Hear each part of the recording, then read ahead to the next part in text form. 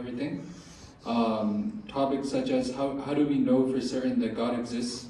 Is it a rational belief? Is it scientific? What does Islam have to say about the realities of the universe?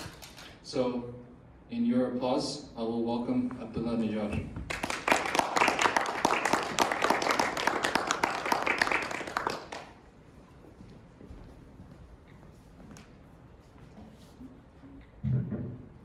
Assalamu alaikum.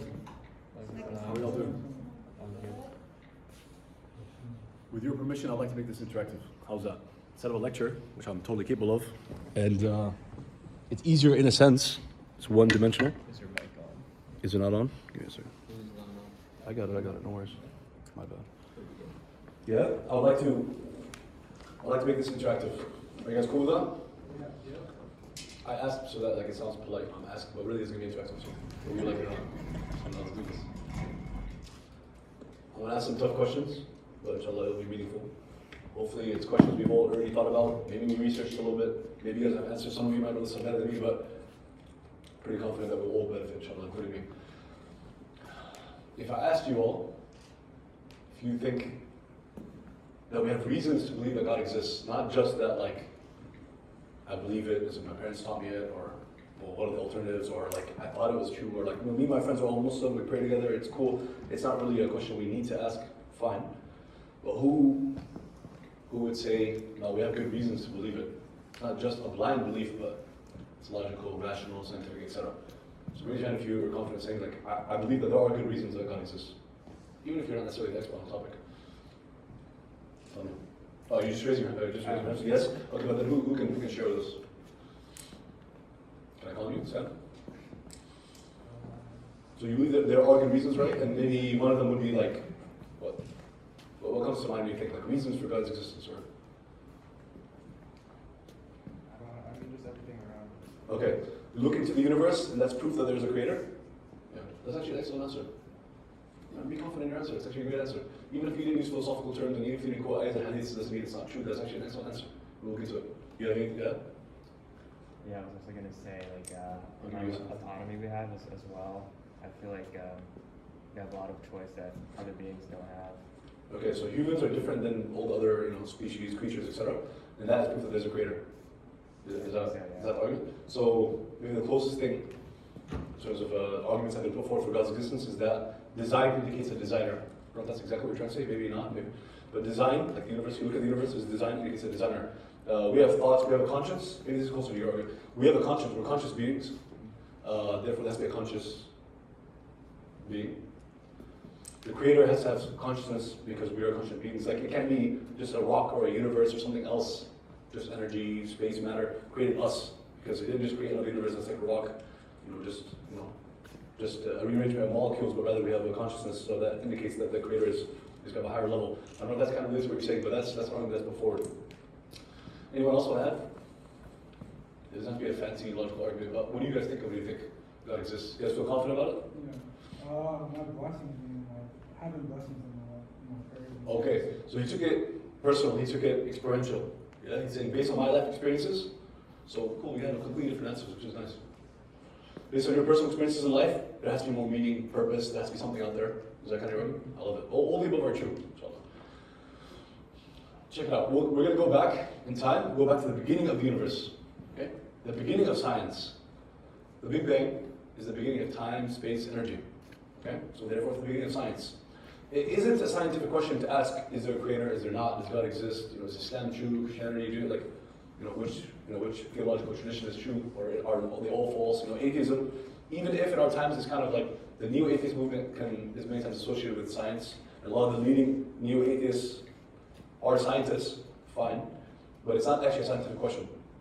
Because if there is a creator, that creator created the universe, and the beginning of the universe and the beginning of science, so it's a question that's outside the scope of science. Does that make sense, or are we just interactive? That means you raise your hand at any point, ask questions, comments, you're allowed to debate and argue with me, and obviously everybody's respectful. Or you're allowed to like, well, how about this?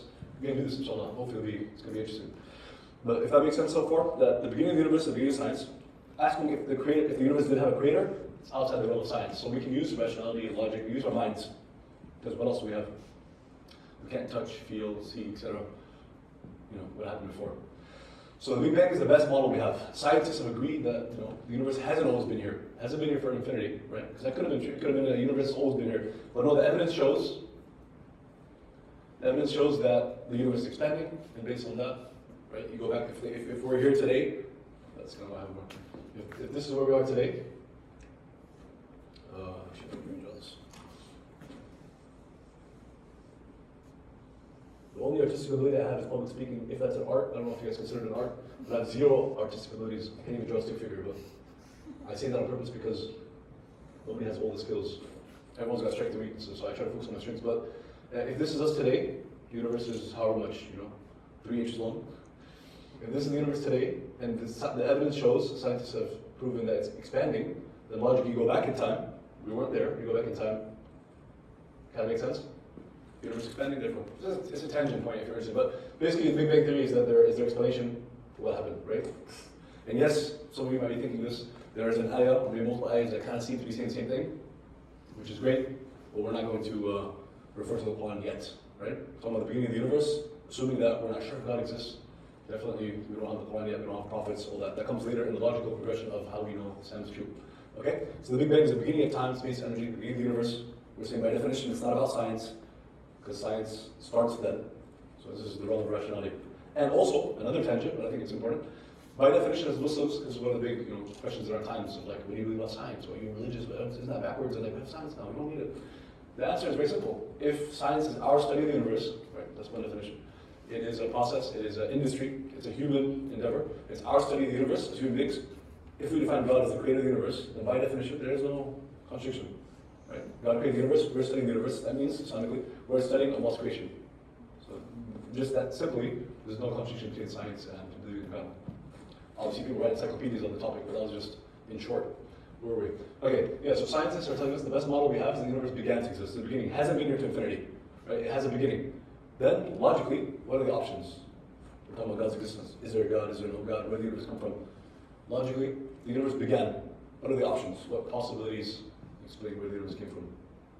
Everyone's following? Am I going too fast? You guys can give me some feedback. Too fast, too... Is good? I try to slow down because I get excited. But who wants to answer? Hands up. That's harsh, yeah. That's too much? Can I do that? Do I have permission? What do you think?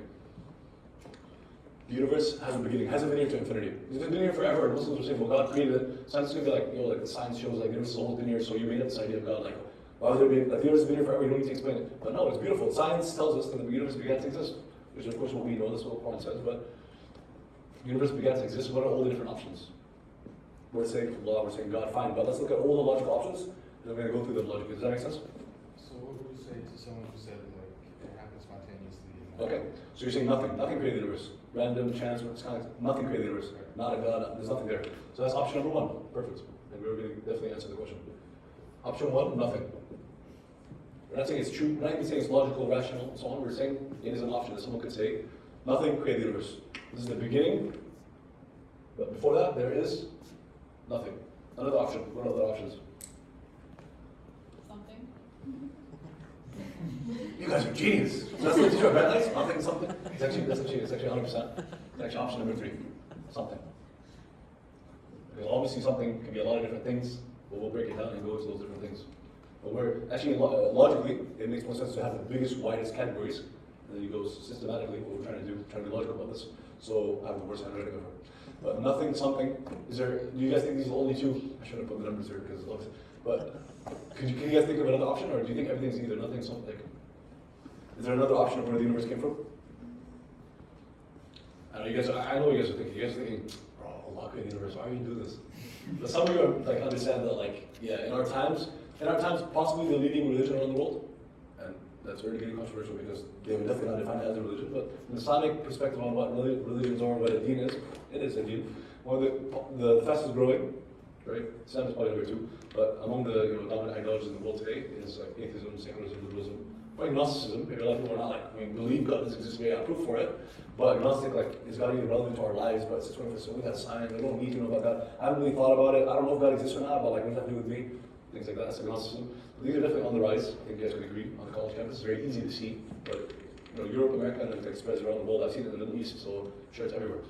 Yeah, so it's super relevant topics. For those who regularly have discussions and debates and talk to non-Muslims, and even Muslims, you know, a lot of Muslims have these questions. They might or might not say it to you as a practicing Muslim friend. You might not go to the Imam. Ideally, you go to the Imam, scholar, and so on. They would probably know good answers to this. And even if it's not their specialty, they would recommend you to another Imam, scholar, and so on, because Islamic sciences are like 10 different subjects. This is just one of them, or one fraction of one of them. But yeah, they probably do not go to their Imam, scholar, go to the masjid, because like I have doubts about my faith, and I truly like. I don't know if anyone is here today, maybe let's say it's none of you, but try to put yourself in their shoes. If you're like me, who basically goes to the masjid all the time, and you grew up in the masjid, you're comfortable in the Muslim community, know that you're a minority of a minority of a minority. Alhamdulillah, it's a blessing from Allah, but know that like there are plenty of Muslims, young Muslims, especially growing up in like the US and other European countries and so on, that basically their parents are Muslim, and their parents might or might not have taught them much, and might not like have necessarily knowledge of the faith, but cultural practices, and then therefore they're like, do we really believe this? Like all my other friends are doing X, Y, Z in high school and college, like I can't join because I'm Muslim, but why am I even Muslim? So anyway, I'll give you guys some time. I'll bless you guys some time. What's number 2? Simulation. We're in a simulation. Oh. What if I told you, can we still be friends even if that's not one of the options? I'll tell you why it's not one of the options. Because Let's say pause. Does this mean anything to you? yes. Love it. Love that movie. I know. I love it too. Actually, you know the blue pill, red pill thing? The movies are like old because I think I was a kid, so it's probably like 20 years ago. I don't know. The movies are old, but this blue pill, red pill thing, specifically red pill, is a complete tangent. It's not even at all about philosophy. But the red pill, as an analogy, has been used and abused all around the world, especially the last number of years where everyone's on the internet. It's been used in all sorts of different forms, and all sorts of different topics that have nothing to do with like. I just find it fascinating because I like to always find out what people are talking about and what are different ideas over times. Complete relevant tangent, or should I just keep moving on? You guys are hearing this? No? Only even. Let's keep moving. Let's continue. Yeah, I was gonna go. There's an interesting red pill analogy, but I don't want to hear it later. it's about gender. It's about like relationships and men and women and stuff. It's fascinating, but also horrible. Can you talk a little slower? Yeah. Number 2. So yeah, that was not an option. That was not one of the options. We're assuming. Remember, we already made a bunch of assumptions before we got to this point. The universe exists and has a beginning, and we're using science and logic, rational, you know. Yeah. Could someone argue that it exists because of and within itself? Yeah. So that's number 2. That's good. Number 2 is itself. The universe created itself. So why are you saying what created the universe? Like there's another God, there's another creator. No, it created itself. So it came from nothing, itself something. So I'll give you guys like 20 seconds. Are there other options? What else could it be? Not you believe in something else, but is there another, like, put yourself in the mind of someone who's not Muslim. What other possibilities are, before we logically go through them? So I don't want to pick on you guys, but you guys are like, you 3 haven't said anything. You hate me now?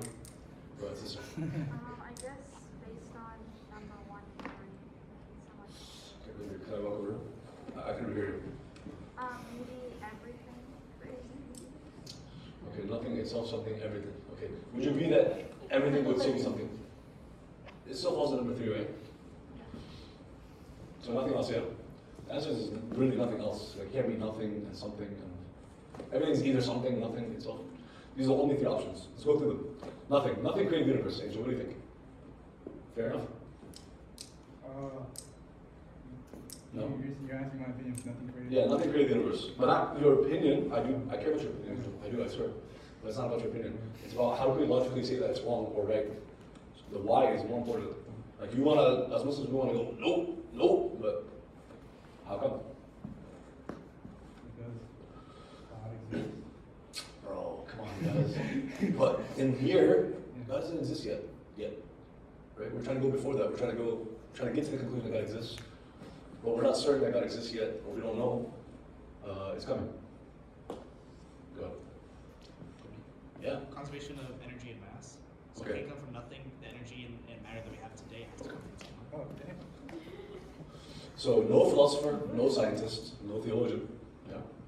No one really, Muslim, Christian, Jew, no one in the history of humanity has ever proven or come up with any reasoning or any evidence that something has ever come from nothing. As far as we know, nothing ever comes from nothing. Something comes from something. Something does not come from nothing. So, does it make sense? And you might be surprised, but the fact is actually atheists generally, I mean, atheists are not obviously all one monolith, but generally atheists are like, or the Atheist Movement is not generally saying nothing. We'll get to that. We'll get to that in a second. But how about this? The universe created itself. Make sense? Yes, no? It's possible? Es posible? Posiblemente? Very statistically improbable. Okay, very statistically improbable. What else? Being statistically improbable. It's not impossible. I get that all the time. I discuss in debates with atheists all the time. Obviously, it's all love, but they all like, but it's not impossible. Or like multiverses, or right? It's like, but it's possible. I'm like, yo, possible. There's an infinite other universes. Okay, possible, but until you one creator created. Yeah. Like, what's more likely? It's actually scientific. This is a tangent. But scientifically, logically, going with the more possible option, the more probable option. That is the scientific method. That's the way to do it. It's called Occam's razor in philosophy. But anyways, not the point. It's actually much simpler. Much simpler than stats or any rational argument or any philosophical concept. How come the universe could not have created itself? It's impossible. Well, why? Because it still requires something to exist. Exactly. That's it. That's exactly it. For something to create itself, it had to not exist and exist at the same time. That's what you're saying, right? So it's impossible. Absolutely impossible. Something cannot create itself. You guys want an ugly image that will never get out of your head, ever? And you'll hate me even if I ever never come back? You guys want it? Yes. Can a mother give birth to herself? No. Ew. It's impossible. Why? Oh. We just said it. Oh. Why is it impossible? Because you would have to not exist and exist at the same time. You can't create yourself. We're doing good houses, guys. So far, it's kind of what you guys expected, or you guys expect something different? Like, I care what you guys expect. No, feedback is great. Anytime, comments, discussions. I feel like you guys are more used to like lectures, like just straight up, not like constantly putting you guys on the spot. But which are you more likely to remember this stuff later on? Put you guys on the spot. Okay. It's not, so it's something. Something could be a lot of different things, right? So we have it in a category. But we can actually simplify it. Okay, we got 8 people on the Zoom, or 7. Which one is awesome? Sit down, Zoom, folks. Right, where do I look? Right there. Oh, this one here? Over there? Sit down, guys. Zoom, folks. Yo, during COVID, I was teaching classes through Zoom, and I was taking classes through Zoom. It was fun. It's exhausting, yo. I never had any issues like someone opens the door on you, or like someone sees you in your boxers. I never had any of those issues. Alhamdulillah. So I managed 2 years, but it is exhausting. Something. Okay, every something is of 2 categories. Either it was like the universe itself was also created, right? Because the universe had a beginning. It's not God. It's not a creator. It started. It has a beginning, right? It's like us. We had a beginning. This pen had a beginning. The phone had a beginning. This universe had a beginning. We're all the same. I know we're different in the universe, but in this case, same. Something created. See, or it could be something. Every something is either was created, like us, the universe, the pen, and the marker, or it was something uncreated. How's that? Cool? Questions? So nice. So ideally we only move on until, especially if we have a smaller group, we can do this. But like we're gonna go through these steps. But it's nice if we like comment on things as we go. Because if this doesn't make sense, like the next step, like you're building on air. So far, good. Every something is either created or uncreated. So created, obviously, like we said, is basically everything, like the universe, all that. Could the universe? So you can break this down in a number of ways. You can kind of say there's 4 options really for what came from the universe. Something created, something uncreated. There's like option A, B, or it's like 4 options. Could something created have created the universe? I know the wording starts to get a little bit weird, but something created the universe. Possible, not possible, and why? Raise your hand if the question's like you're not sure what the question means. Not the answer, or you're not even sure about the question. Or the question makes sense. So why is it that it's impossible that something created like another universe, another human, an alien, a rock, something, a meteor in space, a sun, a moon, whatever. Something created the universe, that something was also created. Why is that impossible? We're trying to cancel that option as well. But. Because, I mean, even if it were to occur, then something would have had to create the creator, and then it's just a big chain, and then at the end it had to be someone. This is not your first time, right? This is my first. These topics are like this is your first time? No YouTube videos on it? I didn't create, guys, I did not make up this stuff, right? I'm literally just taking you guys through classes that I've taken, and videos that I've watched, and stuff that benefited me. But first time ever? Because your answers have been, you're part of the board, the same board? Yeah? I mean, like, Is that take it? Let's go. That's what I'm talking about. I like you, bro. This is great. The first time I ever was introduced to stuff, I was like freshman in college, which was like perfect time, alhamdulillah. Although in high school, it would have been nice to know some of this stuff, but freshman year in college, I attended this class. I don't know if you guys, who's ever heard of Hamza Sortzis? The name is in the UK. You know, in America, we have this problem, like anything outside the US doesn't exist. Yeah, we do have that problem, right, as Americans? I mean, Muslims, hopefully, we have a global perspective. But anyway, he's in the UK, possibly his organization, probably number one in the world, from what I know of. This is a da'wah to non-Muslims. I took this class. Let me make you guys feel a little bit better. I took this class first time, and right away, I knew like this is powerful. I need this to help me in my discussions and my faith and Muslims. But I went through it, and I was like, yes, I definitely didn't understand all of it. It was confusing. I definitely don't remember. I took the same class again. Do you think anyone else took that same class twice? No. I took the class again, and I was taking notes, and I was like, okay, but I got it now. And I've been sharing it for 10 years with thousands of people. So okay, if you don't understand everything 100% right now, I mean, we'll definitely have a Q&A, inshallah. I think we have time. Okay, something created the universe, exactly like he said. It's impossible because, well, then you'll say, well, what created that? Let's say a simple example of something created is another universe. So you have universe 1, like our universe, was created by universe 2. Right? It can be anything, but we're just saying another universe. But it was created by universe 3. All right, and what created that? You do the same thing, right? Did it create from nothing itself? Something, you know? Well, universe 4 is what created it, which is option number 3. All right, and then what created that? So nothing itself. But the thing is, if that goes on to infinity, would you ever have the universe? Answer is no. But don't worry, I'll make it a lot simpler. Can I pick on your sister? Because you spoke, she didn't. She's like, God, we're not in the Matrix. We're not in the Matrix. She's like, shoot. No, it doesn't work that way. Sister, you mind if I ask your name? Khadija. What was I going to ask? Yeah, favorite sport, if you have one. Basketball. Okay, perfect. So I'm on the free throw line, yeah? Now I want to shoot, but I can't because it's a fake rule, obviously. But in this scenario, I have to ask. Let's take a picture. I have to ask you. Oh, no, you should have got me in the basketball clothes. That'd have been nice. What kind of lectures you possibly giving us about basketball? No, it's not. I want to shoot. I'm on the line. I want to shoot, but I can't until I ask permission from the captain. The captain is like, I gotta ask the coach. The coach I have to ask the manager, owner, NBA president. Let's say it goes on to infinity. Would I ever get to shoot? See, you guys get it? You get the analogy? But shooting, but it works in every sport. So you ask people, what's your favorite? You're having a discussion with your friend over coffee about guns. What's your favorite sport? They use that analogy, right? Kicking the ball, throwing the football, it doesn't matter. In this analogy, making that free throw, it doesn't matter if you made it or missed it, but like throwing the ball, like getting rid of that ball, right? Shooting the hoop, that is the analogy for the universe exists.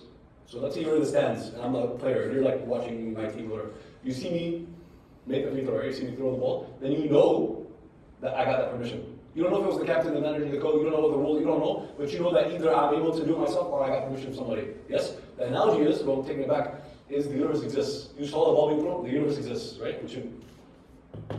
We're not in the Matrix. There's no electrodes in our heads. The universe exists. That's an assumption we have to make. Or else, why are you in this lecture? Right? If the universe doesn't exist, why would you come attend a lecture that you don't have to attend, right?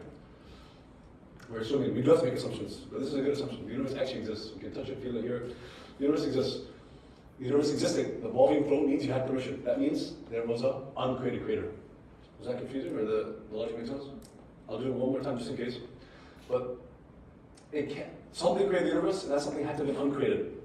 Because if there was anything else, the problem in philosophy is called, what he was describing, is an infinite regress of causes. It goes to infinity, and that's a problem. If it goes on to infinity, you'll never have the universe. Right? Basketball analogy is talking about, there's a domino analogy, we'll get that in a second. But basketball, the ball's thrown, that means at one point the coach maybe said, coach, captain, tell him he can shoot, and then he shoots. So there was a stopping point, there was a beginning. He gave permission, right? He didn't have to go ask for permission. That's the uncreated creator. Is that kind of? There's a starting point. That's God in that analogy. That makes sense? Checks out dominoes. Who likes dominoes? I haven't played with anything since I was a kid, I don't think.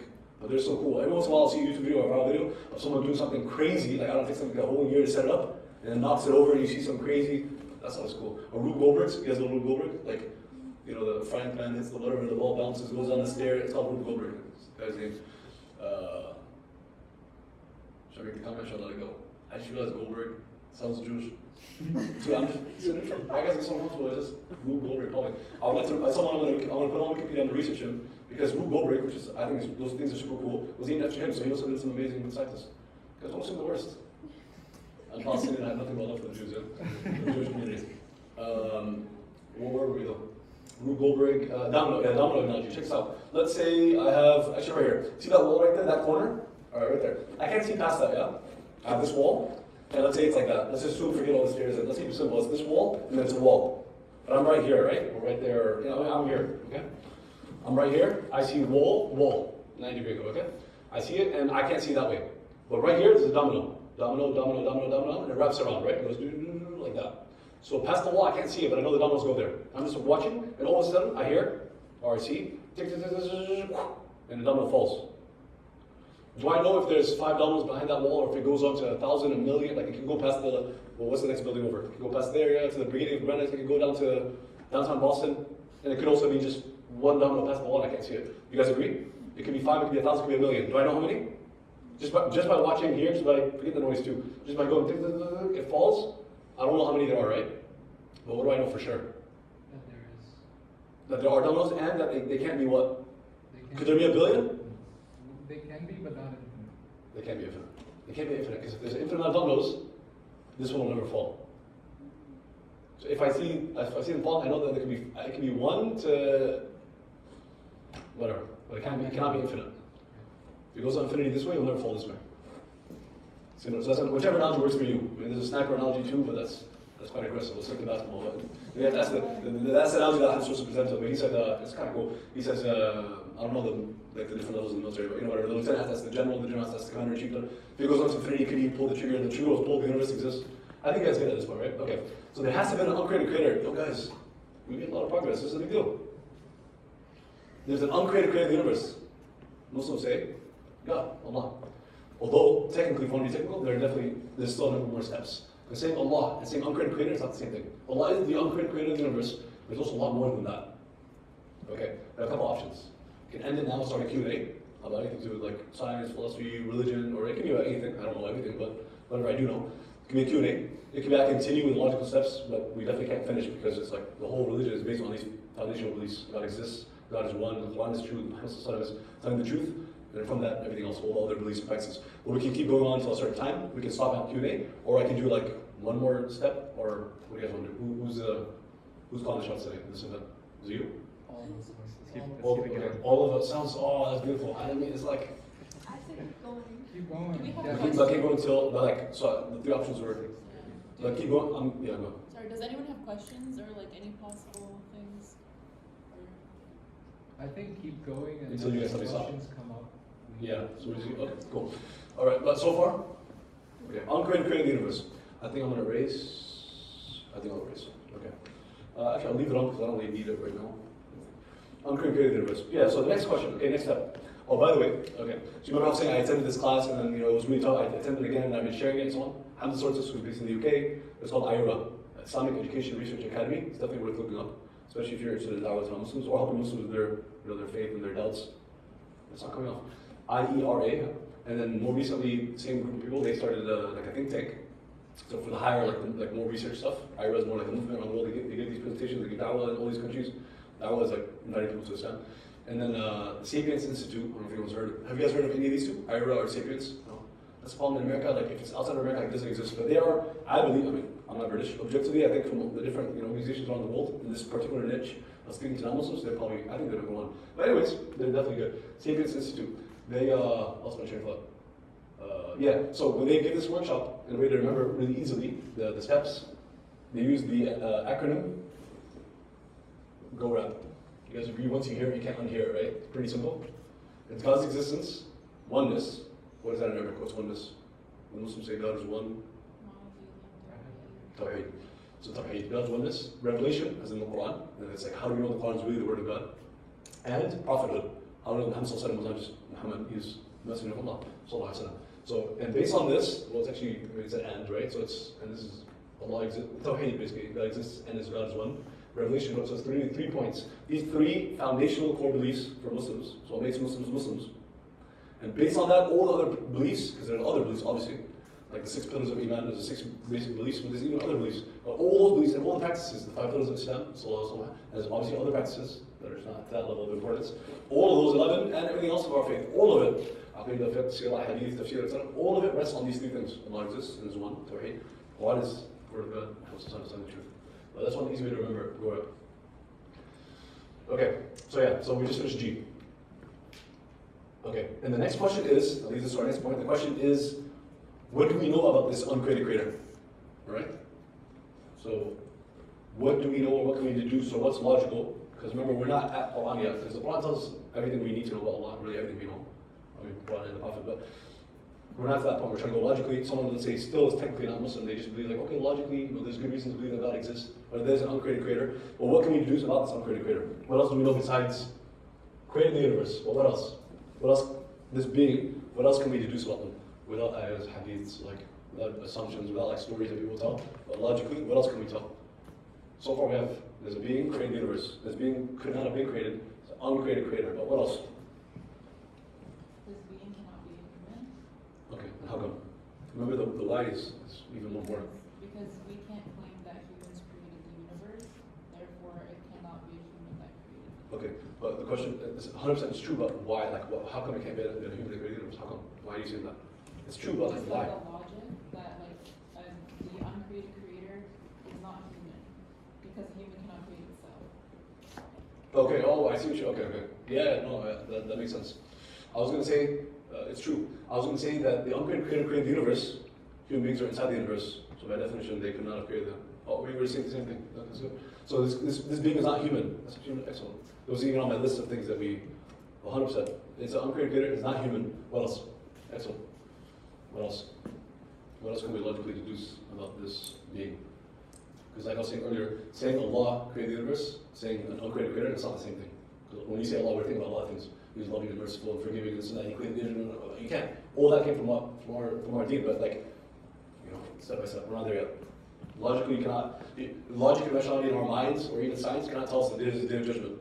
And then there's heaven and hell. There's good deeds and bad deeds. That's not. I'm not saying it's illogical. I'm saying it's not rational. I'm saying it's unscientific. Like we said about God's existence, it's not unscientific at all. It's outside the scope of science. It's not what science is about.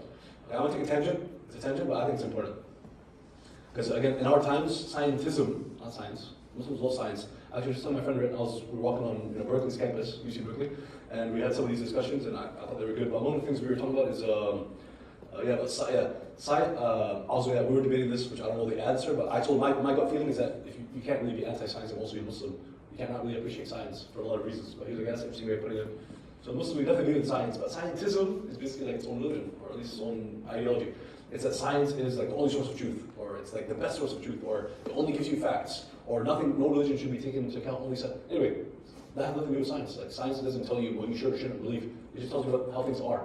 It also doesn't give you morality or ethics. No, I'm not saying scientists are unethical or immoral, or that if you're not Muslim, you can't do anything good. That's not that at all. But science itself is amoral. It's neutral about morality. It tells you how things are, not how things ought to be. Make sense? And I'm saying this on purpose because we live in a time where scientism, as a view, is very dominant and very prevalent. And it's my personal view. It's like very emotional. And it's understandable. We landed on the moon. We have the iPhone. Like science is amazing. Like religion is backwards, and look, religious people are fighting, and science is getting us to the moon. Like so much of it. That's emotional. Like it's not logical. Muslims, like religious people have done good and have done bad. Science has done a lot of amazing things, but then you can't just use it in, like it's a tool, you can't use it in something that doesn't, like a hammer is excellent at what it does, we try to use it to cut down the tree, it's going to be really bad. It's not a bad hammer, it's a hammer, like it's not an axe. It's not an axe or a saw, that's exactly what it is. Science has a scope, like every other subject. So you can't use science to give you anthropology, sociology, history, anatomy, zoology, chemistry, like they're different. Sorry, that was actually bad. Zoology, chemistry, that's science. But yeah, you can't use it to like give you like answers in the humanities or philosophy or theology. Different scopes. But anyways. Just a tangent. Yeah, it doesn't give you morals and ethics. For that, you need faith and you need religion. Okay, where were we? God there's an uncreated creator of the universe. Definitely couldn't have been human. Was there anything else we deduced, or not yet? To be a tangent. Go ahead. He'd have to be omnipotent because he needs to know everything that he created. I like that. Yeah. God had knowledge for sure.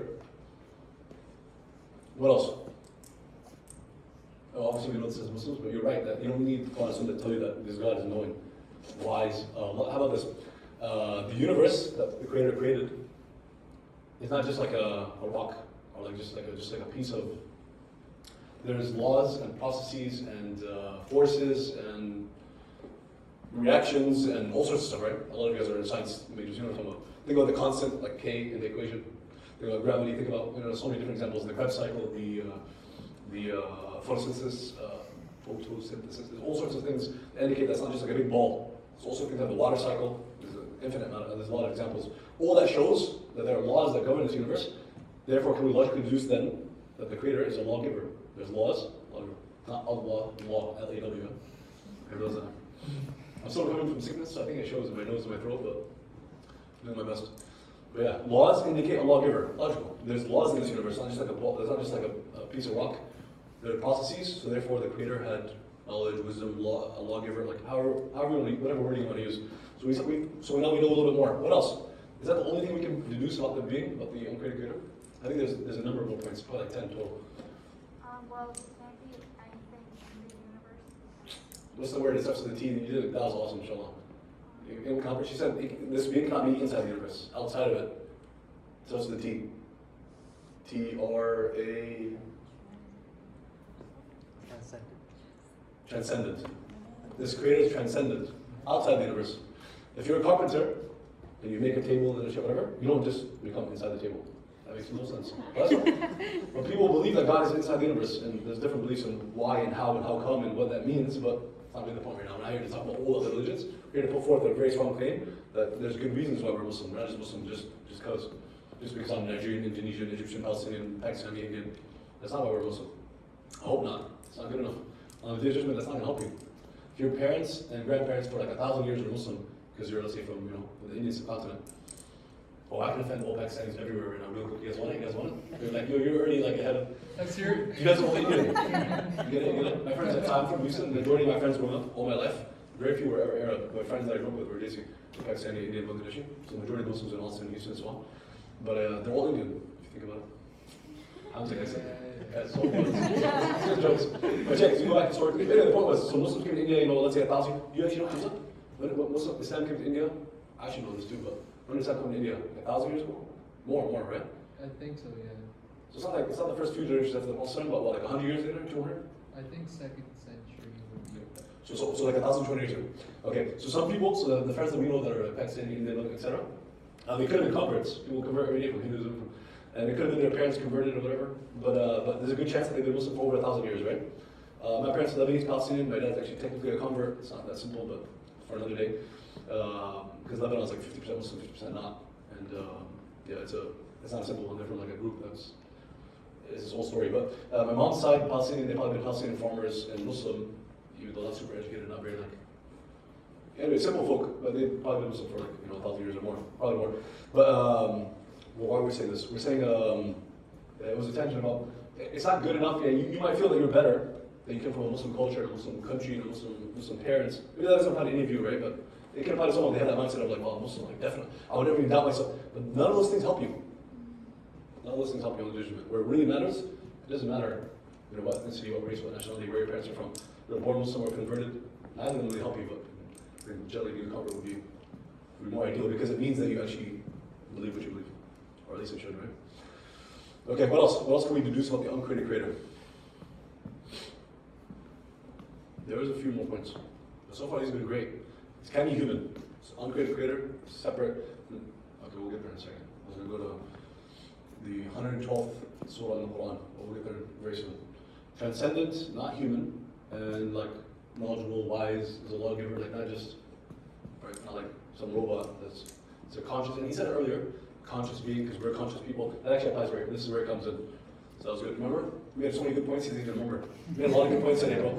Because the conscious being, this is actually a full, amazing, you had a lot of good points. There's actually, you might like this, is an excellent, quite a long, probably an hour and a half, 2 hour, whatever, like a longer, video. Yeah, TikToker. Like, we don't even do like 20 seconds anymore. But there's a long video on YouTube that's worth watching. It's like a debate, but one of those very productive, very healthy debates. It is Hamza Shorts, the guy I mentioned already 3 times today. This guy his organization should pay me like to promote for them, but they're just amazing. But he had a debate about how we know that like consciousness indicates that there is a creator. The fact that we're conscious beings, which even non-Muslims secular, they would still admit, like you said, that we're different than animals. He said that is proof that God exists, and they debated it. It was really good. So conscious being. Oh, guys, what else? Kind of going off of Sam's point earlier, in that like if you observe what's going on around you and like the world around you, you can deduce that the Creator is like very merciful. Because if You're stretching. a little bit, but I want to take those up. hold on. If like acceleration was a little bit higher, things would drop more like harshly. So like Acceleration is what we the planet rotating? acceleration, like if I drop Oh, gravity, okay. if I drop like a cup from here all the way down, if it was a little higher, Like 10 meters per second? it would drop a lot more. It would drop worse, so it would like crash worse. Also, the other thing is that we're the only Fine-tuning planet. We're the only planet that has water that we know of. Like we haven't found water on You're not a believer? Like SpaceX, Mars, Tesla, Eventually, Elon Musk? but like we're the No? only planet that we know of that has humans and that has We need a water. movement, we need a motion to remove her from the board. We can't be a good board. You don't believe in the future of like science and progress. We don't need her on our board. Well, those are a couple reasons. You guys don't believe in life on Mars? But the point, but the fine-tuning argument says that like this universe, and I kind of did say it earlier, but yeah, it's not like just like this big ball of like, it's not just like a rock, but there's laws and processes, equations. I was mentioning the K and the H, and you know, the constants. Those were the constants, and then it shows that like we discovered them, right? We have to do like scientists for a while did all the experiments to find out what the H stands for, what the K stands for, but what the number is. But like there is a number and it's there. That means what? It means there's a creator that put like that number was on purpose. Yeah. So it's a design indicates a designer. Laws indicate a lawgiver, and the fine-tuning argument says that like it's an exact, like it's 9.81 meters per second squared is the acceleration due to gravity. If it was different, etc. Our distance to the sun, it's obviously clearly like there are equations for everything, but we discovered the equations. We didn't create them. We didn't make nature how it was. We just figured out how it is. As the scientists discovered it, they didn't invent it. Does that make sense? That indicates that there's a creator that put those things in place. We're good. What else? But there's more. You gotta go. Assalamu alaikum. I appreciate you for coming, man. Thanks so much. What else? So I don't know if it would fall under like the lawgiver, but No problem. you can assume that he is all powerful because if he's able to. You guys are also, you guys have all the answers. Okay. For example, this, there's about a 10 point, I don't know, I forgot how many, but Yeah. Well. after a few, obviously, we're going to move forward, but you guys get the idea. You can indicate power, for sure. Yeah. Knowledge, power, 100%. Why, how come? Because Easy. if he's able to create certain laws, then you have to also make the assumption that he's able to break and. This uncreated creator didn't create, I keep saying the word walk, I gotta come up with, someone's gonna give me something better, but you get the point, right? Like something that's just like just one piece of matter, or one element, or one, like a brick, it's just one thing, it's very simple. Even when you go down like chemically, like there's not much going on. This uncreated creator didn't create like a rock or a brick or whatever, create the universe. It's clearly powerful, right? I think that's fair, that's logical. That's definitely on the list. I'm trying to remember what else is there. Oh yeah, we're not done. I lost my track. Merciful. Yeah. You said the fine-tuning thing. Oh, you were saying, okay. Your point was that it's called the fine-tuning argument, like the God designed the universe. It shows a number of things, but you're saying that as proof of mercy, which I've never heard anybody say it, but it's interesting. Okay, I won't play those advocates. I can see it though, it makes sense. I just never heard of it or thought about it that way. But how about this? One of the, probably the most powerful, most compelling arguments that the new atheist movement has been made, with the neo-atheists, like new atheists, because atheism is not new, atheism has been there. Then this question about God existing, this old Islamic history, even before Muslim, even before Muhammad, like the ancient Greek and all that, they had debates about like God's existence. So although generally human history, like you almost never find atheists. I'm sure they're atheists, but like it's generally not very common because everyone believed in some type of God or gods or had stories for how the universe came and so on. We believe as Muslims, another tangent, but we believe as Muslims that it's in our nature. Who's heard the word fitra? It's in our nature. God created us to worship something at least, right? Like to want to worship, want to discover what's there, what's bigger. It's natural. So therefore, every civilization, every group in history, you can find that they worship something. If you see it in the cave paintings, whatever, or you see it in the way they worship something or believe something that's meaningful, purposeful. So atheism has always been like an anomaly, but atheism is not new. This is called the neo-atheist movement, right? Stephen Hawking, Richard Dawkins, other names. Sam Harris, Lisa familiar? Okay. But yeah, the merciful one. Okay, so yeah, probably the most compelling, most powerful, the one of the most influential probably arguments that the neo-atheist movement has been making, which is also not new. You plenty of YouTube videos probably you'll see this. It's called the palm of evil. Raise your hand if you've heard of the palm of evil. Never. Okay. But you might hear it like in its wording, it's not the name. There's different versions, but it basically goes. I'm still responding to the mercy thing. It goes. Well, I'll ask you guys. God is all powerful? Yes, no. Or God exists, God's all powerful. God's all merciful? Yes. Evil exists in the world? Yes. So God doesn't exist? You guys get it? No, Think about it. Because Oh, wait, well, pause. Quick time. You're about to answer it, which is good. We'll get to it. But first, you guys have to understand it before we. It's like an atheist speaking to a Christian or Muslim, or atheist Christian is more common, but atheist speaking to a Christian, and it's saying, you believe in God? Like, absolutely. God is all powerful, can do anything, yes. All merciful, like, wants to help everyone, yes. Evil exists, therefore God doesn't exist. You guys get it? No?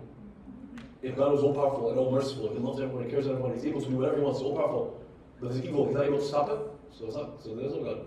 It's a logical. That's what they're saying. But before you guys get too excited, it's not logical actually. It's emotional again, with all due respect. And yeah, there are answers for sure. Need a quick break. There are answers for sure, but you can see how it would be, yeah, it gets people to think. Unfortunately, it leads people in the wrong direction, but you can guys see it or no? Kind of make sense? No?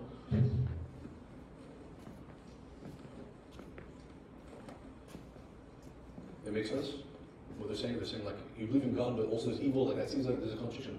If you believe in an angry God and there's evil here, like, okay, that's your religion, I don't want to be part of it, but it makes sense. But they're saying you guys believe, like Christians, right? You guys believe in a religion that God is loving and merciful, but there's evil in the world, so you wonder that either there's no evil, but I'm sure, like, I'm in pain, this person's saying my mom just died, and you're saying God is merciful, like, no, that God does not exist. That's what they're saying, okay? Go ahead, now we're going to respond. That kind of answers my question. I was going to ask what defines evil. Okay. Okay. So there's many ways to respond to this. Muslims basically have a problem with the problem of evil. The problem of evil is problematic. It doesn't make any sense. Like, again, it's emotional, fine. And we want to be careful on the wording, because let's say you talk to someone who comes up to you on campus or you're sitting at the lunch table, whatever, he comes and says, you guys believe in God and mercy, whatever? Well, like, there's evil, like, you can't also be like, well, this guy's mom could have died yesterday. Try to be, don't be like me, or like, just telling people, like, giving lectures about, don't be like me, be more calm, and more gentle, and more merciful, empathetic, sympathetic. You guys know the difference? Empathy, sympathy. If your mom never died, you don't know what it's like. It's impossible. My mom's still alive. There's no way I can tell. That doesn't mean you can't try to put yourself in their emotional space. Or you try to be as nice and polite as possible, but when it's appropriate, it might not even be that day, but someday you do try to tell them, like, listen, I understand maybe we'll go through a lot, but no, that definitely doesn't exist. And there's a number of ways to address it Islamically. And among them is the fact that Allah says directly in the Quran that I created good and evil, or allowed it, created it, because you can say God likes evil. No, of course not. God is good and loves good. But He allowed for good and evil in order to test us. It's an ayah in the Quran, and there's many other ayahs. There's many responses. That's one of them. But basically, there's no contradiction, because guess what? God is all powerful, yes, all merciful, yes, but He's also just. Like that logical argument, that sequence of therefore God doesn't exist, is leaving out a lot. Allah created good and created evil. Tests us. It's like it's temporary. That argument against God's existence also it absolutely ignores the fact that this life we're living is not the whole story. So like if you only live in this dunya, when you're dead, it's done. Well, you're going through pain and suffering, but God is merciful. Does it make sense? It's kind of understandable. So when we believe that like this whole thing's a test, then there's day of judgment, then there's heaven forever and hell forever, then it's like okay, then like your pain and suffering in this life is you put into context. But yeah, we don't have a problem with the problem of people. But yeah, you just got me thinking. So God must be merciful because of the way He finally tuned there. I think it's a great argument. I can't think of anything against it actually. But yeah, there's a number of other. If you're into this topic, maybe you did have a discussion with somebody, or maybe you were thinking this at some point. The problem of evil. You Google it on YouTube. Inshallah, you'll find there's like probably 10 strong responses to it. And that's just one of them. Oh, one of them is like, how do you know what's cold if there's no hot? If there's no evil, then there's no good. Like, if no one is hungry, no one is suffering, then how you're not going to see generosity and charity. You have to, So logically, it has to exist. It has a purpose. There's purpose in the pain, or there can be purpose in the pain. We believe this as Muslims. But moving on, I'm hoping the tangents are not too. They're still meaningful, or is it too many tangents to the sequence? The things I think about, but are we done with oneness? We're not done. Okay, so oneness is the main. We're talking about a number of things we know about this God. So God exists, and He's powerful, knowing, etc. How about this? Let's jump to the most important one. One of the main ones is that this God, this uncreated Creator, this uncreated Creator has to be one, uniquely one, which is what we believe as Muslims, right? We don't just believe that a God created the universe, or God's created the universe. We believe in one God who's powerful, knowledgeable, etc., etc. But Tawheed, the oneness of God, is it something we know just because the Quran says so? Or it's actually logical, rational, scientific, etc.? What do you guys think? You can prove that God, there can only be one God, or it's just like the Quran says that God is only one, so we're like, okay, there's only God. God tells us. What do you guys think? Which is it? Logical. This is becoming too long? This is kind of exhausting, or? It's up to you guys, but we can take breaks, we could, they're heavy topics, and I feel like you guys, it seems like the energy went down a little bit. What do you guys think? Just from feedback. I keep going. I have no problem, I love this stuff, but it's a lot. What do you guys think? There's good reasons to believe that there's only one creator? Can we prove that there's only one creator, or like, we just believe it? Prove it versus believe it? Even prove, I use the word prove wrong to be technically true. That's why I said we have good reasons to believe God exists. Proving it, like, we're not seeing, touching Allah. But then, if you look at all the alternatives, it is logical sometimes to take the most probable option. That is what logic and science does. In science changes all the time because there's always new evidence. But you logically take what the conclusion, based on your best understanding, and Allah gives us a mind, we use it. Anyway, side point. I was giving you guys some time. What do you guys think? No? Let's go. Khadija, right? Yeah. Go. Like oneness would be the Oh, I gotta be louder. Okay. If there were multiple like uncreated, Uncreated creators. yeah, Multiple creators. that they would limit each other's powers. So like there would have to be. You guys are dope. You guys are awesome. So, anything else? Now we can race and do another. I'll leave this problem. Cool.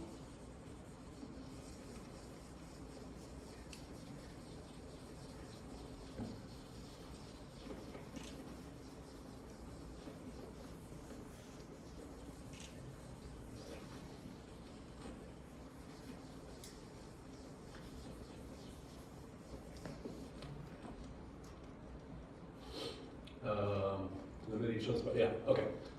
There's a number of ways to prove it's absolutely 100% that there's one uncreated creator. There can be multiple, and there isn't multiple. There's a number of ways to do it, even without using the ayahs and the hadiths, which are clear cut. But one of the ways to do it, probably the most powerful, but it just takes some time and a little bit more thinking. We'll do that one, and then we'll do a simpler one after. It's good to have. These are like the different things we're sharing. Like, these are like different tools. You don't actually need to, like, if you're talking to someone, let's say that you're talking to a non-Muslim on campus.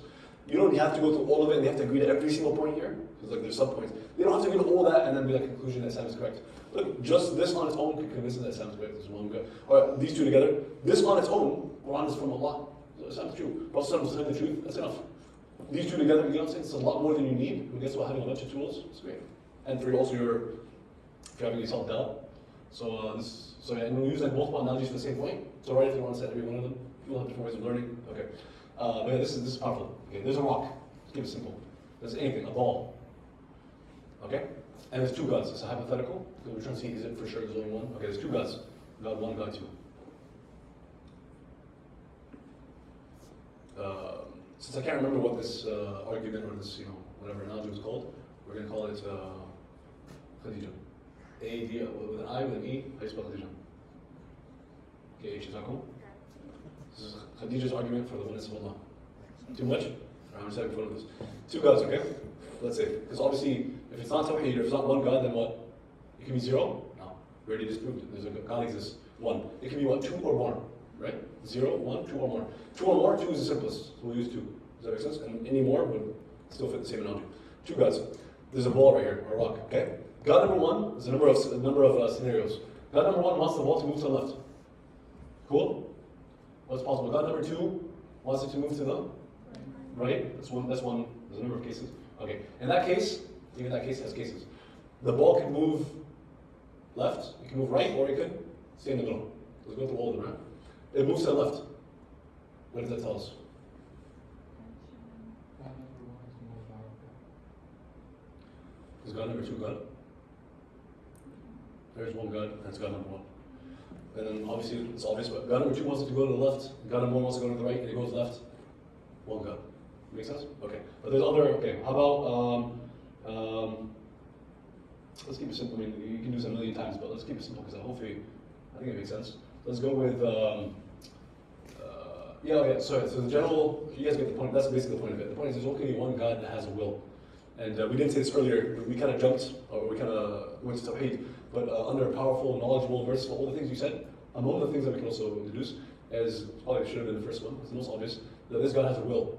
Because the universe did not exist, and created out of nothing. Created the universe, and there was no universe. There's no universe. Like times go by, there's no universe, pop, it comes into existence. That means God has a will, can make things happen. Is what like. And then we said knowledgeable, powerful. Anyway, so that means this God has a will. This God does not have a will, right? This guy makes things happen. I just said guy. This guy makes things happen. This God makes things happen.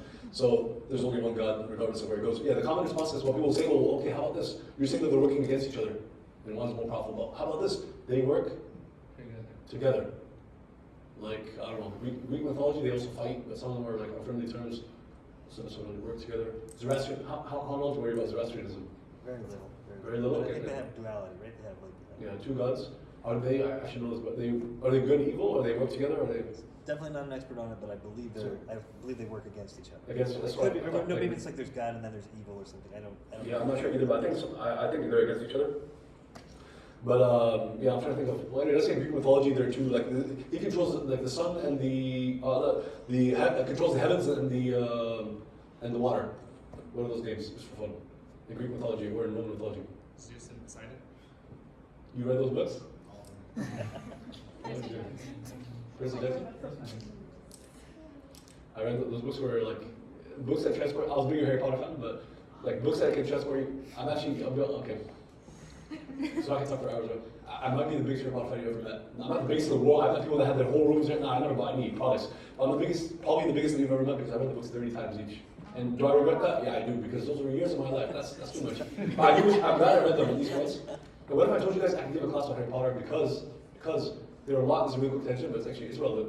It's actually a lot deeper than you think. As kids, obviously, I thought, Johnny's magic, it's like friends, evil, good, the themes which are classic. Everyone likes those themes. I mean, they're universal themes. But and J.K. Rowling's a genius, obviously, right? She did what no one in human history has ever done. First of all, first billionaire. First of all, there's not many female billionaires. There's not many billionaires. Who knows how many billionaires there are on the planet? Like a rough number, not the exact number, but it's roughly billionaires in the whole world. I said 3. Okay. There's a lot more, but it starts with a 3. It's 3 and then 3 other numbers. So it's around 3K. You're close. It's about 3,000, roughly. It's like 2,000 billionaires. Obviously, go check this out, guys. So she's obviously one of the few female billionaires. It's impressive to be a billionaire regardless. She's the first person in human history to be a billionaire through writing. To be an author and make money. Generally throughout history, authors are poor. She's a billionaire from writing. It's huge. She created a world that millions and millions of people around the world want to apply to. I have no doubt there's a certain percentage of people that are Brandeis now that like before they applied, they're like, I was hoping for a letter from Hogwarts. Like, it's a true thing. But at least some of you can relate, right? We do have Quidditch. We do have. No, I believe that. I believe that. Texas is not really a thing. Texas is like football, right? But I can imagine Boston.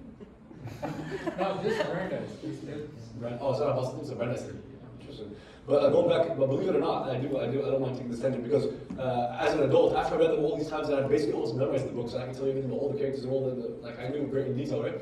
I realized as an adult, looking back, since I started like learning this stuff and teaching it, that what she did, which is genius, and I really hope it's not recording, or? Yeah. It's okay. Click again. Do you think right now? It's in low power mode. You only have 20% left. 20% is a lot. Okay. Oh, I don't. Yeah. You click recording again? Yeah, it's working. Appreciate it. That's good. I wonder how long it was on, but it's not a big deal. Yeah, when I look back as an adult, what she did is she taught her philosophy, her ideas, her values, her religion. She's not gonna use that word, but she taught her faith. She taught her deen, or what she believes in, which is like maybe like half of Europe or a third of Europe. Like it's, secular liberalism, atheism, kind of like left wing. In America, it's on the rise as well. She taught that without using any of these words. She never used the word feminism. She never used the word liberalism. She never used the word secularism, atheism, none of that. But she did. Quick examples, or you guys get it? Can you guys think about it as an adult? Who basically saves the whole magical world? It's not Harry Potter. He had a role, but who saves the magical world? It's definitely not Ron Weasley. He was useless. That's on purpose, but he was someone writes books. You think she did that on accident? Every character means something. The guy was a useless guy because men are useless. Think of Homer Simpson. Oh, this is definitely a tangent because this is actually goes back to the red pill. This relates to the red pill thing. We'll talk until after. Homer Simpson is one of the most famous characters of any cartoon in America, right? Everyone knows Homer Simpson. He's like the dad, right? But he's useless, and his wife is what? She's smart and on top of her game. That's accurate. I'm sure like mothers holding down the house. We all know this. But dads being like completely useless and dumb the way he is, it's exaggerated. It's an agenda, but for another day. We're not here to talk. We're talking about philosophy and theology. We're not talking about like social issues and family issues, and it's something you can laugh about. But if you realize how deep, it's actually very, very it's bad because families are being ripped apart and divorce rate is at an all-time high. These things are related. But going back, what she did is she taught her basically left-leaning ideologies and philosophies and politics through these books. Hermione, creator, saves the magical world. It's a female. It's on purpose. No problem with that. We're not here to bash. But I'm saying she's using her books to do that. It'd be great if Muslims could write fiction books. I'm not saying no one's done it, but to that level, write fiction books, because Christians have done it throughout history. And you might not even know some of these very famous books are actually related to, or are actually referring to Jesus and other things, but again, without using those names. We'll leave it for another time. But hers is left leaning, so it's a response to some of these other famous books that are about Christianity. Muslims need to do that. Write fiction books where you're putting forth a case that, case for Islam. But her stuff is secular. Look, she didn't have to say anything about God, but God is completely outside of those 7 books. With all that's going on in all their lives and all the evil and the good, God does not exist at all. Could you move the mic up? You're close. Louder? Yeah. No problem. Okay, all that's kind of like a stretch, like I'm like forcing this, like Harry Potter's not about this, I'll make it even simpler. Look at Harry Potter himself, look at the clone, like his inner circle, what do they call Dumbledore's army, right? That group, the main characters, look at them. Where are they from? So they're in Britain, right? Are they all white British? Far from it. What are they? There's the Indian twins. Who was his first crush? Who's the girl they wanted to be like? Who's the girl that he liked? She's Asian. What else? Who's the radio speaker? Who's like the voice of the movement? Lee Jordan? You said you were Harry Potter fan. It's not from law. It couldn't have been more diverse. I think, yeah, I do think. I try to think sometimes. Lee Jordan was black. Oh yeah. You think it's on accident? Like, and he's the voice, he's like the main guy, he's like the Malcolm X. See, you guys, take me too far? I don't know. But actually, guess what? So I don't know if every point I said is exactly like, that I understand exactly what she meant, that's one thing. But the whole narrative, what I just said, is not completely, I didn't make it up, and it's definitely true. I didn't know it as a kid reading it, but now to go look at forums and people discussing it as adults, I didn't make it up at all. She will tell you that she was a single mother when she was writing the first book, and she was poor, and she's definitely left-leaning in Europe, and she was criticizing what we call like Republican, conservative, like Trump supporters, but Europe has its own issues, but there's also like a left and right, so no. And she's a very strong feminist in real life. Just in the books, she chose that approach of not mentioning these words and not putting arguments for it. It's not essays, it's fiction. And she not needs the world to see it. No, I didn't make this up. I mean, it's like for sure. Other examples, I know we'll go back. But check I probably should start with this, the easiest one. The Death Eaters, when they represent. Now that you guys are getting kind of like the analogies. Death Eaters, it's very obvious. They call people mudbloods. They're racist. They're what? They're like the Red Hoods. They're like the king. It's easy, right? It's so obvious. Voldemort is like what? Well, today we'd say like Trump. I'm not trying to get political, I'm just saying that's her book, right? It's like Trump, but I'm sure what it like 15 years, what is it like? Iblis? The devil? But I just told you, but she's not religious. As far as we know, she doesn't believe in God, Iblis, etc. Secular, liberal, atheist, feminist. I mean, that's an insult. I'm just saying this is what it is. What she did is she's very accomplished. She's going to be nice to Muslims to write fiction as well, too. We have our own ideas, our own values, our own beliefs, our own lifestyle. But yeah. In 1 hour, can I get cancelled by like 3 different groups? Remember, this is what you do as an MSC, I'm telling you. You distance yourself from the speaker, and you're like, that's on him, talk to his lawyer. We have nothing to do with it. We invited it based on God's existence, not based on anything else. I don't mind. I'll just say it. I mean, I don't think anything I said is wrong, but there's levels of sensitivity. People are more sensitive than others, which is fine. But she said in her own words, so all this I said was kind of me looking back at the books, right? Probably the one that she's been most vocal about her, she's feminist. And Emma Watson, who's the actor of Hermione, you see her book, she's very strongly feminist. And she and her J.K. Rowling. So I'm not making it up. But she also said this, and I believe when I read the books growing up, I didn't see it at all. I don't see that it's like there but not there. To me, I don't see any evidence for it, but she said it, she's the author. She said that she intended for Dumbledore to be homosexual. And that's part of her, left there. Again, no comment, I'm just neutral. I'm just saying that she uses her books to push her values, her ideology, her movement, her agenda, etc. And the author has the right to do that, and that's awesome. I applaud her for that. And Muslims should do the same thing, because we have a difference. I thought we don't agree with them on everything. We agree with the Christians on plenty of things, and disagree with them on things. We agree with the left on plenty of things, and we disagree with them on things. We should be confident about that. We shouldn't have to be afraid or ashamed to be different. The people like Muhammad Ali and Malcolm X, another tangent, but I think it's important. People like Muhammad Ali, Malcolm X, and others, the Nation of Islam, and the movements that came out of that, other Muslim movements of the 20th century, which are mostly African American and so on, and then Isna, etc., the immigrant Muslims. They're among their intentions and their goals, and they achieved it to a certain extent, and it's still a work in progress, was to create this third alternative in America. But we're not right or left, we're not Democrat or Republican, we're not, you can't vote this way. I'm involved in politics in Houston, we vote, encourage people to vote, but you shouldn't blindly put yourself in any of these two boxes. You're not Christian or atheist. Does that make sense? We have our own views on faith and lifestyle and philosophy and ideology. We create our own, we produce our own politicians, our own candidates, we speak on behalf of our own community, we have our own narratives. I think we shaped of all the country should be confident, courageous about this. And I think this is a good start to be more certain about Islam, and therefore you come to the public space, you come to your campus, come to the online forums, your social media, you come to Congress, you come to whatever, with that Islam written on your forehead. That's what I would encourage you to do. Is it required Islamically? No, it's not. But it's what I'm encouraging you to do, because life is short. You only have one life. Give it your 110%. We have a question in the chat. Yeah, cool. If a just God exists, are we, as Muslims, allowed to be passive in instances of injustice? Oh, my new best friend. Social justice is really important to me, and I do my best to. We've had 15 protests in Houston in just those 4 years under the previous president, and I spoke at maybe a couple of them, and yeah. The question is kind of like saying, can you be a Muslim but not care about social justice? Is that kind of the question? Yeah. That's how I understand it, right? It's like, I guess, to what extent can you be passive? The follow-up question is, Sure. what's the point of a God if God isn't just? So kind of like. Well, I feel like those are two different questions, no? Yeah. One of them is kind of related to the problem of evil, what I was saying earlier, but the other one's more like, what is our responsibility as Muslims? Maybe I misunderstood though. How do you understand the first one? The first? Yeah. What is that? Can you be? Yeah, you understand the way I understood it, right? Like, Yeah. Islam and social justice. It's kind of, I see how they're related, yeah, they're related. God is just, we should be just. I don't know how to answer it, to be honest. It's not an easy one, and maybe I'll give a short answer and move on. I believe, that's my opinion, I'm not a scholar, and this is like also sound like there's a fiqh side of it, like as Muslims, can you not have this view? Does it take you outside of it? So I'm not going to answer that, because that's not my specialty at all. I'm not a specialist with. But if you ask me, do I believe 100% certain that social justice is part of our faith? I believe 100%. Not just because we're on a college campus and we're living in times where like the left is on the rise in the US and social justice is a buzzword. Hopefully that isn't the only reason we care about social justice. We should, because it's part of our tradition, it's part of our faith. And as a human being, even besides, or in addition to being Muslim, I believe you should care about social justice. That's my short answer. There are tons of ayahs and tons of hadith about justice. So if the question is like, can you be Muslim but not really care about, I would say no. It doesn't mean you're not Muslim, but I think at least you can say that there's a, what's the word?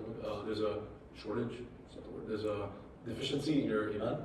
There's a deficiency in your faith if you don't really care about. You have to be leading protests. That's definitely not required. You know how we're talking about God's existence and that, and giving da'wah to other people? Is it required Islamically? Do you go tell people about Islam? What do you guys think? Is it required as a Muslim? Prayer required or not required? Required. If you don't do it, are you still Muslim? Yes. Still Muslim. But there's an issue with your faith. There's a major problem. I mean, there is a major scholar that said that you're not Muslim, but the majority said you're still Muslim. But it shows you how major it is. But you giving da'wah required like salah or no? Telling people about Islam, spreading the message, is it required like prayers? So it's required, but you know. I was gonna say, someone said, not a question, but you have a sweet voice, so you're doing a good. I'm more, you know, I'm used to getting like every single day. I'm used to getting you talk too fast, you talk too much. But there's nothing wrong with that person. Okay. That was funny. It might be the first, I don't think I've ever heard it like in that sense, but threw me off completely, yeah. You know what it is, when you get a compliment from someone, what it is a reflection of them more than it is a reflection of you. The person says, oh, this person's sweet, this person's nice, that person's really like, you know what it is? It means they have a good heart and they really care. Because I could be be honest, I could be a very, very evil person. But in the last hour, I spoke about some things and like made something like, you wouldn't know. You know, we wouldn't necessarily know. So that means that person is good and good-hearted and kind, which is awesome. But going back to what we were saying, yeah, da'wah. Yeah, talking people about your faith. Required or not required? It's yes and no. Who can? I love when you guys have to answer, not me, because it annoys you. Required. We have to do it. Oh, sorry. I just said. I thought you were saying, hey, this is cool. I'm sorry, I thought the thumbs up was for I was this is asking awesome. for answers. So I said it's required and not required. But I want you guys to see from you guys have Just to say no. My thought was no. I thought of it as like you should, but you don't have to. Okay, it's not incorrect, it's true. I just said, I gave the answer of it's required and not required, but how so? I love when you guys get the answer, I feel like I can definitely give the answer, but I think you guys are. It's required and not required, how so? I was gonna say it's required because the point of our being is to spread the religion.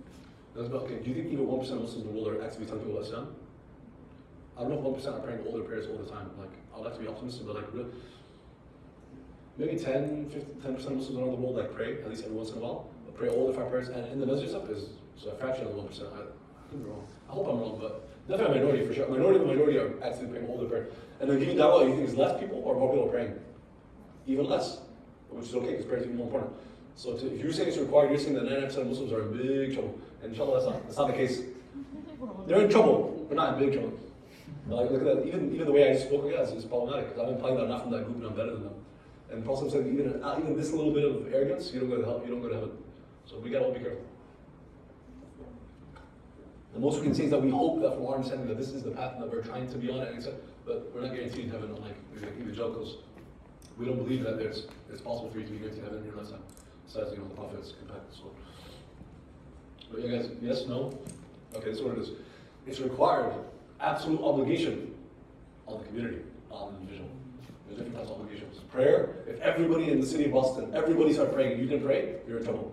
Like everyone, like God, like isn't this enough? We're all praying. All right, you're God. No, it's like you need to pray. It's not for Allah, of course, it's for you. But da'wah is a communal obligation. Follow kifayah, not follow ayn. No, yeah. But that wasn't the point. It was a side point. We were talking about social justice. Maybe social justice is similar. Like nobody, like Muslims in America, they didn't stand up for like a cause. Could it be that Allah's upset with the group? Yeah, I'm just making an analogy. I'm not a scholar, right? So I'm definitely outside of my. I'll say that community needs to be active on social justice, definitely, because that's part of our deen. It's also part of our dawah, social justice. But the individual person, does they have to be at every protest and so on? No. But if you don't care, let's say you're at home, you're not involved in anything, you're not polling. Actually, if you guys go check out my latest post on Instagram stories and on Facebook and so on, Snapchat, yesterday was 19 years, exactly 19 years since the beginning of the invasion of Iraq. So I posted, it's kind of related. And in the post, I said a number of things, but I also gave like a whole list of things that you can do to be politically involved. So a bunch of words. I was basically very angry saying like I need to do more, but it's polling and canvassing and lobbying and voting and campaigning and it's a whole list. Protesting, petitioning, you get the point. There's a lot to do. Let's say you're not doing any of that. You're at home, or you can't. You have work and a job, whatever, family, kids, but you don't care at all. Yeah, I'm very confident saying that like there's a problem with your faith. Well, let's move on. I think that's the answer to the question. Is it related to Allah being just? We should be just. Absolutely. Allah is merciful. Allah is also merciful. Actually, you can say this with sort of full confidence. One of the most famous, if not the most famous hadiths ever. Maybe deeds are judged by their intentions might be the most famous, but among the most famous and one of the most repeated. And I know that a lot of like Muslim traditions, Muslim groups, it's like the first hadith they're taught to their students. Maybe Shaykh will agree, right? Be merciful to those on this planet, on this earth, so that the most merciful will show you mercy. You agree that a lot of scholars would start with that as like the first hadith? Yes. I'm sure you've been in circles of knowledge. It's called the Musalsalat al-Awaliyah. It's like if you begin with that, it's the first hadith you narrate when you're teaching hadith. I'm not like traditionally trained, like I don't like, so sat in some circles, I haven't been like going through like a formal Islamic education in that sense, but I've heard this, like you said. So show mercy to those on this earth, Allah will show you the most merciful will show you mercy. But that you can use that as an analogy too, it's not just mercy. So forgive people because you want Allah to forgive you. Be just to people so Allah will be just with you, etc. etc. Love people so Allah will love you. Be generous with people so Allah will be generous with you. Is that fair? All the above are true. So that's kind of related to the answer. Let's move on. I think you answered this already, but there's a question. If Muslims are able to prolong life significantly or perhaps synthetically create living cells and organisms, does it diminish the logic for a God? I don't see it at all. How so? Can you ask that person how so? I can respond. I don't see it. You can look straight at them and ask. Why aren't you here? Show your face. What if I came here with a Batman suit and showed my face and you didn't know who I was? How would you feel? But you want to know anything debate? We're going to move forward. I'm not going to talk about it at all because I love some girls and I can do this all day. But is vigilantism allowed in Islam? I don't know. Perhaps. Maybe. Vigilantism like that. Like maybe if you're Robin Hood. So Robin Hood, Batman. Yeah, Robin Hood actually that's a good example. Robin Hood, Batman, the most famous. Is that allowed in Islam? I don't know. I'm not saying yes or no. But that could be. They can put that in the same game together discussing. It could be actually for those who were into discussions. I actually don't know the answer. But let's go back. Yeah, but I don't see. I mean, if that person has a response, but like I also feel like that's the wrong person. Bioethics, it's a whole subject, which I don't know anything about. Right? There's an institute. There's a center in Qatar and Doha. Okay, so Qatar, a small country. Tariq Ramadan is one of the faces associated with that. He's like one of the most famous Muslims in Europe. Intellectuals, a university professor of bioethics, and we talk about like fifth issue related to Islam, related to bioethics. I have no idea. The follow-up comment was much of the Muslim world is lagging in AI technology or genetic engineering because some Muslims saying we can't play God. It's very interesting. That's all I'm gonna say. I don't know, like I don't wanna. I try not like so this stuff. Like I know decently well. Like it's been 10 years, and I will, thinking about it, studying it, and practicing, explaining it to people. That's why I'm very confident coming here and speaking about it. Well, I'm 20, I'm not an expert in anything, but that's way outside of my own. So I don't know. But I'll be honest. So the other question though, the tissue, like synthetic, I don't see it at all. How's that at all related to God's existence? I'll even say this. Maybe more controversial, but also clear. Evolution, right? Because I know it's not exactly related to the tissue thing, but evolution, which many people's minds and many times the way it's explained, it seems like an alternative explanation to God's existence, has nothing to do with God's existence. Whether it is or isn't true, or to what extent evolution is true, macro versus micro, which we're not going to get into now. It's not at all related to God's existence. Even Richard Dawkins, who's probably the most famous person known for talking about evolution and God did not exist, he even said it, they asked him, like, it has nothing to do with God's existence, right? He's like, yeah, but let people think that. He must be atheist, so like, yeah, let them think that, basically. So I'm not going to say that, but yeah, it has nothing to do with God's existence. And why? In short, that's not evolution and science. We already said it. We define science as, science starts from the beginning of the universe. What happens after, how many species and how they change and what the laws are on Earth, has nothing to do with God exists, created the universe. How the universe functions and whether evolution is isn't true, it's not at all related to whether God exists or not. Actually, someone could put forth the argument that if the species do change with time, that indicates that God is even more powerful, more knowing, it's more impressive. Like God is able to do, right? Like a human being like putting two sticks together and like making a fire versus a human being writing code. Which are more impressive? Human being that writes code, right? So because our genetics, our DNA changing with time, it's kind of like code, right? Coders. Yeah, that's an analogy, right? You really think coding versus DNA changing with time? evolution coding is kind of an analogy. So yeah, so that would be one principle of Allah. But can you use that to disprove Allah? You can't use anything in science to disprove God because of our definition. Science, universe, science, for the Islamic definition, is our study of Allah's creation. So by definition, you cannot. It's not even related, that's what we said. That's how we started. It's de-scoped. Science is de-scoped on this matter. It's not about science. So yeah, I'm sorry I couldn't answer anything else. That's what I know. How would you go about proving that angels or jinn exist? Excellent, excellent. Great point. In that box of angels and jinn, in that category, we're going to add Day of Judgment, halal, haram, good deeds, bad deeds, the soul. They're all one box. Do you agree? It's the world of the... I don't know if I would. The world of the Oh, unseen. Yeah. The world of the unseen. They're in one box in that sense. We believe in all of them for only one reason. 100% of our belief in them is one reason. Is that Allah said so, and the Quran said so, and Muhammad said so. So if, is the logic. It's 100% logical to believe in them. Illogical not to. It's wrong not to.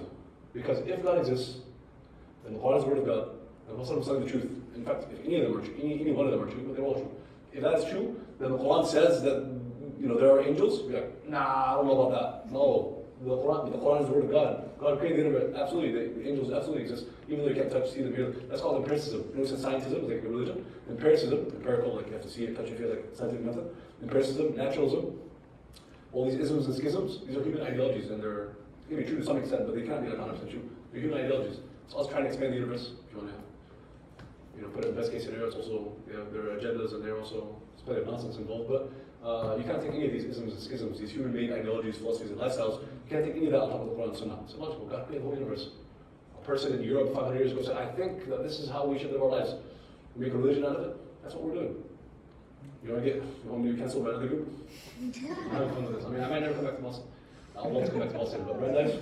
The Brandeis has been good to me. Alhamdulillah. Socialism is on the rise in America, especially young people, college students, right? Is that fair? Right, versus capitalism. Okay, I'm not going to defend capitalism, especially American capitalism. Especially, American capitalism starts with like colonization and slavery and the atomic slave trade, and then it doesn't really get any better. Like it's just horrible, old fraud. We're definitely not going to defend that. But the extreme, this is how human beings are generally. Extremes breed extremes. And this idea that social Marxism, whatever, is like the future and it's the economic model. Not only is that not true, but Muslims need to be very careful in believing some of these things, right? Because Islam has an economic model from Allah, and it's not capitalism as we know it. It's kind of a free market with certain rules and stuff. It's the balance of the two, basically. It's not Karl Marxism socialism. Karl Marx, with all due respect, I'm sure if I read his books, which I haven't, so I'm sure if I read them, I'll find plenty of great things. But you can't take that book and make it your Quran. I can't make that. It's not the word of God, so it can't be completely true. And specifically on this topic of economics, Islam has an economic model, which not only in theory makes a lot more sense than both of them, and that's another talk for another day, but also in practice, in Islamic history, it's done amazing wonders, and neither capitalism or socialism has done anything even close. So forgive me for not going with the flavor of the month. Baskin Robbins has a bunch of flavors, they change every month, right? Socialism, Marxism, capitalism, feminism, liberalism, secularism, atheism, naturalism, scientism, empiricism, humanism. It's not about being human. Humanism is, you can Google it. All these words are worth putting into Wikipedia and Google it. Like, just getting at least one sentence definition of all these words if you don't already know them. And that's important, especially as a Muslim college student. But all these, it's like Baskin Robbins' flavor of the month. Do I love basketball? Do I love ice cream? Sure. But am I going to make that my, like today's month is, you don't like the same flavor as mine? Oh my God. If you don't try this ice cream beer, no man, just chill. It's just topic, flavor of the month. And next month is going to be a new flavor. You need to breathe. They made these into religions, and they're just, human. It makes sense that humans come up with ideas and philosophy, like that's natural. Allah gives a mind and heart and so on. But when the Quran says this is how things are, I don't know. You got a problem. You are the problem. You're trying to solve those problems. You got a problem. I say that with only love, care, and concern. And I obviously I have my own faults too. We have some. We can stop. We have a Q&A. We can keep going because obviously this thing takes hours. I'm at you guys' service. What would you guys like to do? Keep going. Question answer. We stop. We break. Can you do the next section too? Yeah, you guys wanna? How about? Here's another option. We can't go into detail on continuing with this because if that took let's say it's an hour now. That's like another hour, right? But what we can do, one option is I give like a couple minutes on each of these, so you kind of have the idea. Yeah, like spark notes. Yeah. That's how I got to high school. I was actually the weird kid who read everything that was assigned. But now if I could go back, I'd probably use more spark notes. Because the books that were, there's another tangent. The books that you're required to read, right? You know how many books are in the world? It's infinite. You know why it's infinite? Because by the time you finish a book, 3 other books are written. You know, 5. So it's technically infinite, right? Like you'll never read it. It's impossible to read all of them, right? So when like 10 books were assigned throughout high school for you, whichever high school you went through, they're probably similar around high schools around the world. At least some of them are similar, maybe it's a few different ones. When 10 books are picked out of the infinite books, you think it's just they pick random books? Like, you know how much time, energy, money, people came together to decide which books? I'm not trying to be this guy, like, massive conspiracy, like, the world is, no, we don't believe in conspiracies. It's actually Islamic to just fall for conspiracy. We believe in, like, proof and evidence and logic. But these books were chosen for a reason. When you watch a movie that took $100 million to make, I don't know, is that, what's the ballpark figure? Is that $100 million? It's millions. Millions of dollars to make a movie. You think it's just like, oh, it's just a movie, we're just watching and eating popcorn or something. Guys, you know what time, energy, thought, and money went into making this? There's a reason, there's a message in there. That's how you think. And all the hundreds of movies we watch in our lives, there's sometimes another alternative view on life and philosophy and lifestyle. And that's supposed to be gotta be careful. I'm not saying don't watch any movie ever. I actually have a list of movies I can text you guys. I have a list of movies I've compiled over the years, so I'm really into movies and shows. And that are ones that I recommend. They're very important, such as, you know, Malcolm X and Harari and other things like that. That are important to watch. But you have to be careful because there's, movies are a way to make people share their views. Where were we? Briefly, okay, let's do this. The Quran. The Quran is the word of God. Who likes hip hop? Or at least understands it, appreciates it, can understand the context. Hip hop. Okay, check this out. Here's an analogy. As you can tell, I love analogies. This is kind of how I learn, so therefore that's how I teach. If that's not at all, doesn't work for you, then get to the wrong place. This kind of, so I don't know what to say. I love analogies, but I guess, I know for a fact other people have different ways of learning, but hip hop culture, the analogies between hip hop culture and the Mecca and the time of Prophet Muhammad, they had, what do they have? They didn't have rap. What do they have? What's the analogy I'm trying to make? Hip hop to poetry, okay? That was their thing. So the Persians and the Romans, I'm trying to do this part notes. It's going to another 3-hour talk. I'll try my best. Okay, the Romans, the Persians, the other empires at the time had science, technology, infrastructure, architecture, and probably had like written, writing, libraries, they had all that stuff, right? To some extent. And they had maybe incorrect views of the world, right? Gods and gods, whatever. But they had a civilization. Arabs didn't have that. Arabs in the desert were running around. There's no unified government. There's no like laws. There's no agreements. There's no like laws. There's no judges, no courtroom. They had no science, no technology, no astronomy, no telescopes. They had no fancy buildings, architecture, art. They had none of that. They're like Bedouin desert, whatever, with all due respect. What did they have? What did they pride themselves on? What were they like? Opiate, poetry, spoken word. I'll give you an example real quick. Someone could go up, look at the sunset, and go up and say 1,000 lines of poetry in strong Arabic. That if I read, I'd only understand like 10%. They recite poetry. And guess what? His brother next to him heard it. He can go and repeat it. So that's next, right? You guys get it? Like listening to a whole album of music, like someone like, you know, whatever, Tupac dropped an album, you listen to all of it, and then you memorize it and you can go sing all of it. That's impressive. But this is probably even more impressive. Anyway, so that was the thing. Spoken word and poetry. So they used to do each other. You guys see the analogy to hip hop? They used to have rap battles, right? Poetry battles. You know, literally they did, right? And guess what? Let's say, it's not true because although I don't listen to music, but like I obviously have heard plenty of music in my life, right? In the movie, on YouTube, and an ad, elevator music, right? You hear music, you know, not like actively listening generally. But let's say someone, hypothetically, someone like never listens to music, doesn't know any of the, if they heard, let's say Eminem, I don't know, 50 Cent, Drake, whatever, Kanye, any of them, and then heard like me trying, is it very obvious who's better? Okay. How about those who are experts, those who know hip hop inside out? If somebody came up and was like decent, and they said, I'm the best rapper there is right now. And then let's say there was it's an event, like an American Idol, and then on the judge panels were Eminem, Kanye, Drake are the best rappers. People that everyone agrees are like the best rappers. You might not agree on who's the best, but they're like these 5, 6. And people are coming up auditioning. And I went up, I'm like, guys, I just want to tell you, come on, super confident. I'm better than all of you. I'm the best rapper. They're like, yeah, sure, let's hear it. And I go, and all the judges are like, nah, and all the audience is like, bro, that's embarrassing, right? You can't be like, no, I'm better than all of them. No, like, it's not like, I know it's not objective, right? It's not like a math equation, like it's actually wrong. But like everyone there is like, no. But when someone went up and spoke, and all those guys pounding it, they're all like, yo, like, they look at each other like, we've never heard anything like this. It's better than all of us by far. Is that something or no? That would be a big deal, right? That's what the Quran did.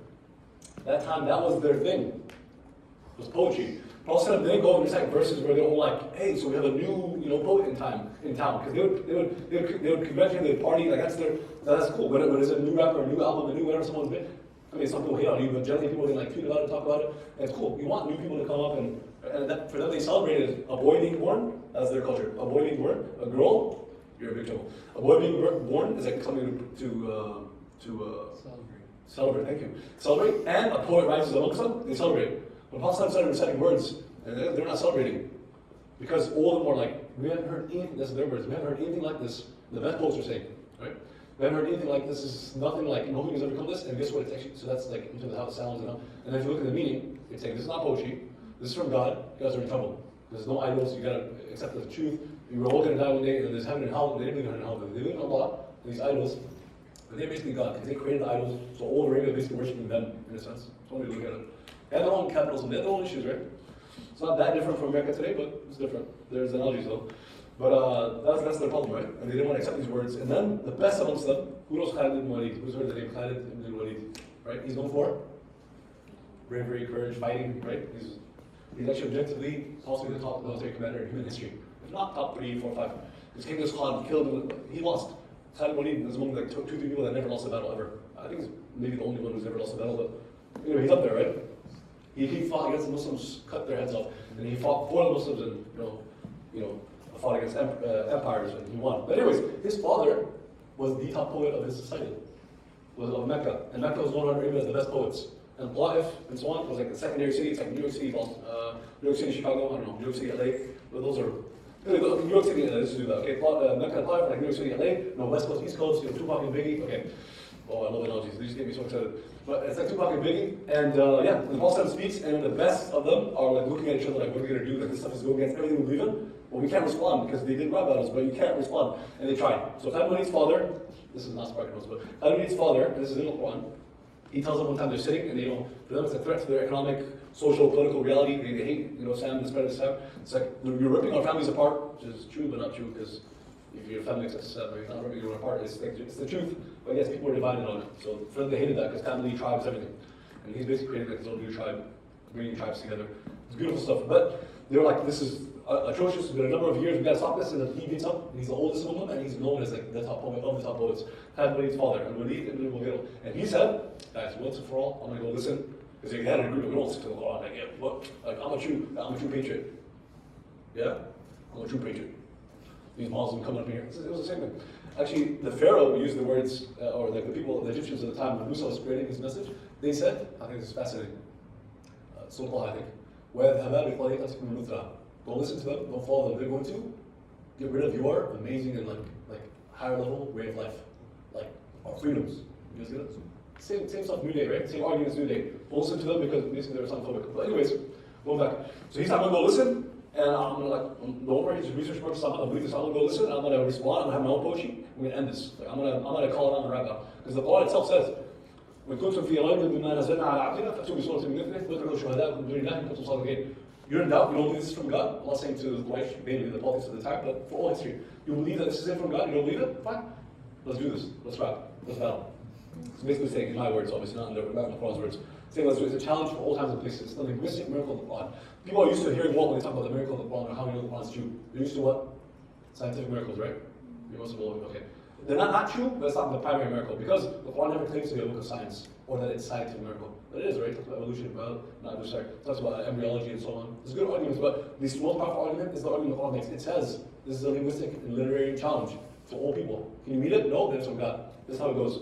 The best people in Arabic language ever were those people, Quraysh at that time, because Arabic language goes down, has gone down since, like Shakespeare English. And they were those who were most interested in fighting the Quran and fighting Islam.